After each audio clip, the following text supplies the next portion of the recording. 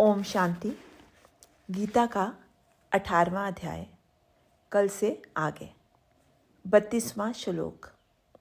परमात्मा ने 3 प्रकार की धारणा बताई है, तामसिक, राजसिक और सात्विक, जिनके साथ हमारी इंद्रियां, मन व चित्त जुड़ जाता है। आज का श्लोक योग विद्या से संबंधित है।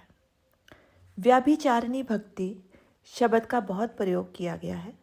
भक्ति के बदले में कुछ भी चाहते हो तो वो भक्ति व्याभिचारिणी होती है। इसलिए परमात्मा का प्रेम भी एक प्रकार का फिर व्यापार बन जाता है।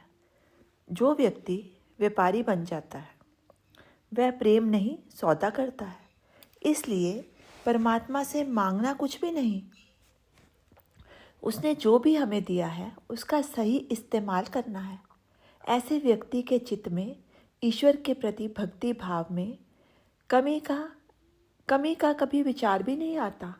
उसके मन में परमात्मा से कुछ भी मांगने की इच्छा नहीं होती है। जो भी मेरे को परमात्मा ने दिया है केवल उसका सदुपयोग ही करना है। इस नर देह में जो भी मुझे प्राप्त है, क्या मैं उसका उत्तम से उत्तम प्रयोग कर रहा हूँ? परमात्मा के साथ जब हम प्रेम या भक्ति करते हैं तो उसके साथ अगर मगर नहीं होती है। संसार की नज़र में जो थोड़ा होता है, ईश्वर की नज़र में वो बहुत होता है।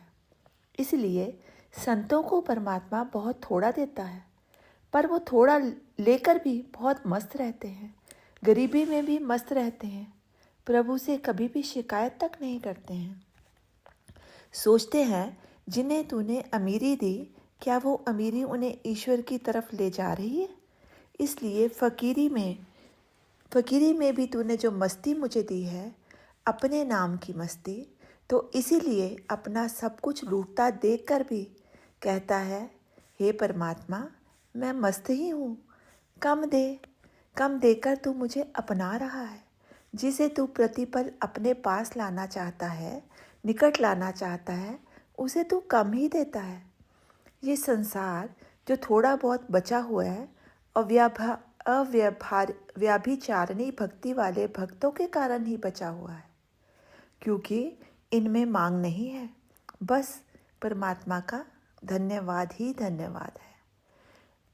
जब कुछ संसार देता है तो हमें परमात्मा के पास जाने की ज़रूरत ही क्या थी? सब कुछ संसार दे देता तो हमें परमात्मा के पास जाने की ज़रूरत ही क्या थी? परमात्मा के पास जाना माना सर्वोच्च मांग का पूरा हो जाना है। इस प्रकार ज्ञान में जाकर हमें मालूम होता है कि जब सब प्रकार की मांग खत्म हो जाती है तो परमात्मा मिल जाता है। जब तक मांगते रहे सब कुछ मिल जाएगा, पर परमात्मा नहीं मिलेगा। जब ऐसा मस्त फकीर भगत के ईश्वर की मस्ती में रहता है तो उन्हें संसार से कोई भी लेना देना नहीं होता है। वह तो केवल अपनी ही मस्ती में मस्त रहता है और कुछ ना कुछ आंतरिक आनंद की उसे प्राप्ति होती ही रहती है। और इस आंतरिक आनंद की प्राप्ति के साथ में ये मस्ती और बढ़ती चली जाती है। इसलिए स्वामी राम तीरथ अपने आप को बादशाह कहते थे। ईसा अपने आप को सम्राट का पुत्र कहते थे। इसलिए जिसने अपने भीतर परमात्मा को पा लिया, उसने सारे तीर्थों के तीर्थ घट में भीतर ही पा लिए। नारायण जिसके घट माही, वो कछु कर्म करे ना करे, बाकी की उसकी सारी इंद्रियां गतिमान हो कर्म करेंगी, पर आत्मा स्थिर। इस प्रकार स्थिर के साथ जुड़कर अब वह भगत भी स्थिर हो जाता है। ईश्वर ने जिसकी ज्ञान की आँख खोल दी, उसे अब कौन चकाचौंध कर सकता है? इसलिए वो ज्ञान से जागृत होकर जीता है। आगे 35वां श्लोक। धारणा होती है बुद्धि में। जब हमारी बुद्धि में शोकमय और चिंता छा जाती है तो हमें गधे की योनि में ही चले जाते हैं। इस प्रकार काया से मनुष्य होते हुए भी पशु योनि में चला जाता है।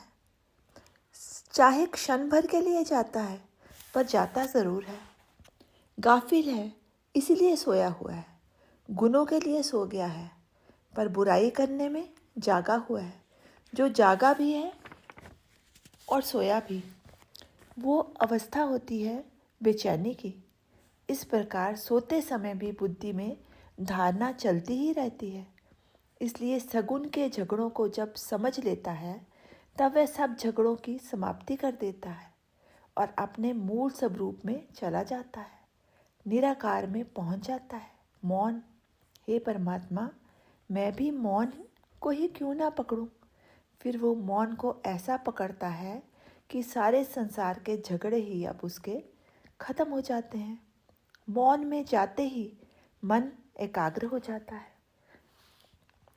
अब मन, बुद्धि व इंद्रियां उसकी एकाग्र आत्मा की शरण में चले जाती हैं और वह परम शांति का अनुभव करता है। आगे 36वां श्लोक। कृष्ण अर्जुन को कह रहे हैं कि ये संसार सत्व, रज व तम में तीनों भागों में बंटा हुआ है। इसलिए इस तीनों गुणों वाले संसार की त्रिवेणी में स्नान अवश्य करो, पर डूबो नहीं। ज्ञानी नहाता है, संसार में जीता है, पर डूबता नहीं है। संसार में जो भी आता है तीनों गुणों को लेकर के ही आता है, इसलिए उसमें स्नान भी करेगा, पर ज्ञानी इन तीनों गुणों से ऊपर उठने की साधना करता है और उसका ही मन ध्यान, भजन, साधना में लगेगा, जो तीनों का त्याग कर देगा। क्योंकि सत्व गुण में आने के लिए ये ज़रूरी है, एक बार सत्य प्राप्त हो गया, उसका आनंद व सुख मिल गया, फिर सत्य का त्याग कभी भी नहीं कर पाएगा। सत्य का नाश कभी भी नहीं होता है। प्रकाश का उदय होता है, अस्त होता है, प्रकाश कभी भी नहीं होता। ओम शांति। शेष कल।